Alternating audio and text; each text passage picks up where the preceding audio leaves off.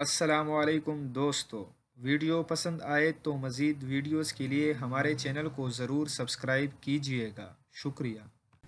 سعودی ولی عہد شہزادہ محمد بن سلمان کی ہمشیرہ کے خلاف ایک مقدمے کی کارروائی شروع ہو گئی ہے۔ میل آن لائن کے مطابق شہزادہ محمد بن سلمان کی ہمشیرہ شہزادی حفصہ بنت سلمان پر الزام ہے کہ انہوں نے اپنے باڈی گارڈ کے ذریعے ایک ڈیکوریٹر پر تشدد کروایا اور اسے اپنے پاؤں چومنے پر مجبور کیا۔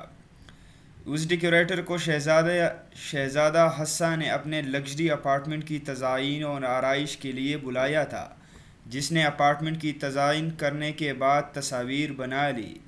اپنے اپارٹمنٹ کی تصاویر بنائے جانے پر شہزادی حفصہ شدید مشتعل ہو گئی اور اپنی باڈی گارڈ کو کہہ کر ڈیکوریٹر کو بدترین تشدد کا نشانہ بنوا ڈالا اور اسے مجبور کیا کہ وہ شہزادی حفصہ کے پیروں کو چومے۔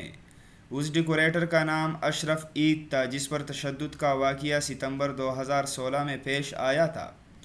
اسی وقت اس نے پولیس کو اس واقعے کی رپورٹ کر دی تھی، تاہم شہزادی حفصہ کے خلاف اس مقدمے کی کارروائی اب شروع ہو رہی ہے، جس میں شہزادی حفصہ کے ساتھ ان کے باڈی گارڈ کو بھی نامزد کیا گیا ہے۔